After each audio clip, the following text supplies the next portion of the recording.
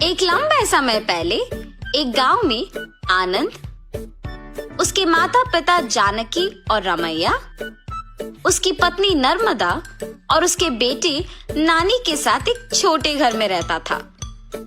आनंद नौकरी करके आए हुए पैसों से अपना घर चलाता था। जानकी उसकी बहू नर्मदा से सारे काम करवाती थी और उसे हमेशा ताने मार मार के दुखी करती थी, मगर नर्मदा उसे कुछ ना कह के चुप बैठती थी। ऐसे कुछ साल बाद आनंद अपने नौकरी से कमाए पैसों को बचा बचा के एक बड़ा नया घर खरीदता है। आनंद के खरीदे हुए नए घर में बहुत समय से एक भूत रहती थी। ये बात आनंद को नहीं पता था और इसीलिए वो घर खरीदता है और उसके आसपास खाली रहने के कारण दिखने में बहुत शांत सा माहौल था और जानकी में कोई बदलाव नहीं आया। नए घर में जाने के पहले ही दिन नर्मदा की गलती के बिना ही उसे ताने मारती है। दुखी होकर नर्मदा बिना कुछ खाए और सोए अपने कमरे में जाकर रोती रहती है। तब उस घर में मौजूद भूत नर्मदा को रोते हुए देख उसके पास आती है। बगल में परछाई को देख नर्मदा तुरंत खड़े हो जाती है। तब वो भूत नर्मदा के सामने आके खड़े हो जाती है। उसके चेहरे पे घाव, खुले बाल देख के नर्मदा डर जाती है। बाप रे, भूत भूत! डरो मत, मैं तुम्हें कुछ नहीं करूंगी। तुम हमारे घर में क्यों आई हो? तुम लोग ही मेरे घर आए। ये तुम्हारा घर है? हाँ, ये मेरा घर है। इसी में मैं मर गई। मेरे मरने के बाद ही तुम लोग यहाँ आए। ऐसे कह के अचानक नर्मदा में घुस जाती है। हा हा हा!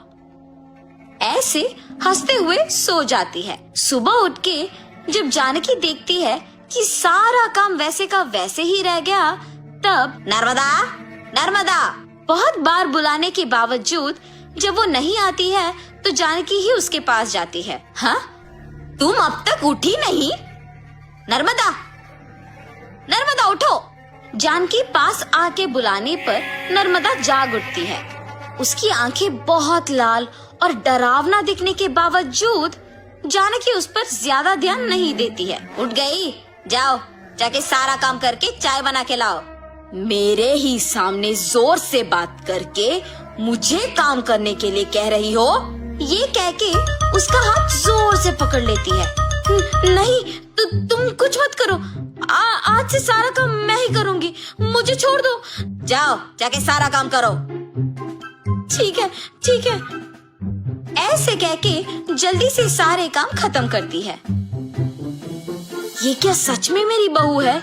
इसके मुंह से कभी एक लफ्ज भी नहीं निकला और आज ये मुझसे सारा काम करवा रही है। तुरंत ये सब मुझे अपने बेटे को बताना होगा। और ऐसे अपने बेटे को सब सच बताती है। तब वो कहता है, जितना भी गुस्सा क्यों ना हो, ऐसे तो नहीं कहते हैं माँ।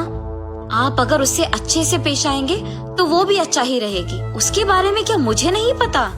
उसके बेटे का ऐसे बात करने पर जानकी कुछ नहीं कहती है और अपनी बहू से डरने के कारण वो सारे काम खुद ही करती है। नर्मदा, नए घर खरीदने की खुशी में मैं अपने कुछ दोस्तों को घर बुला रहा हूँ। सारी चीजों का तुम्हें ही ध्यान रखना होगा। ऐसे बोल के चला जाता है। नर्मदा कुछ बात किए बिना खड़े रहती है। उसके बगल में खड़े जानकी के पास जाके वो कहती है, तुम्हारे बेटे की बातें सुनी है ना तुमने? सारी तैयारी तुम्हें ही करना होगा। ऐसे जोर से कहती है। अगले दिन आनंद दोपहर को अपने दोस्तों को घर ले आता है। नर्मदा, तुमने सारी तैयारी कर ली ना? हाँ जी। और ऐसे सबको खाना परोसती है और सभी हंसते हुए बातें करते रहते हैं। सभी व्यंजन स्वादिष्ट है भाभी जी। हाँ, मेरी पत्नी के हाथों में जादू है। आनंद, तुम्हारा घर भी बहुत खूबसूरत है यार। चारों ओर खाली और शांत है। इस घर को देखते ही पसंद आ गया मुझे, इसीलिए इसे बचाए हुए सारे पैसों से खरीदा हूँ। अब इस घर का मालिक मैं हूँ। ऐसे आनंद कहता है। ये सुनते ही नर्मदा तुरंत भूत बनके अजीब आवाजें बनाती है। उसका सिर नीचे झुका रहता है और अजीब आवाजें आने के कारण सभी उसी को देखते हैं। नर्मदा, क्या हुआ तुम्हें? नर्मदा अचानक अपना सिर ऊपर करती है और क्या इस घर का मालिक तुम हो? मैं हूँ इस घर की मालकिन। ऐसे उसे घूरने पर आनंद अचानक हवा में ऊपर उड़ने लगता है। नहीं, ये तुम्हारा ही घर है, मुझे छोड़ दो। ऐसे कहने पर आनंद को नीचे छोड़ देती है।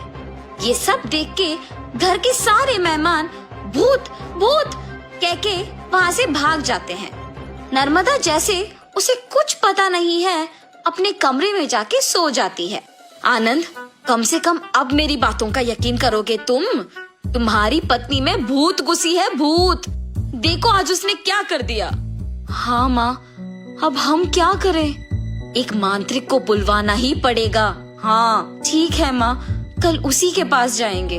और ऐसे जब सब बैठे हुए थे, नर्मदा आती है और सभी डर जाते हैं। तब उन्हें देख कहती है, क्यों सब मुझे देख के डर रहे हैं? क्या हुआ तुम सबको? कुछ नहीं। अब आप तो कुछ भी कर सकते हो ना। क्या करना है मुझे? मैं जो बोलूँगा तुम नहीं कर पाओगी। मैं नहीं कर पाऊंगी? पहले बोलो।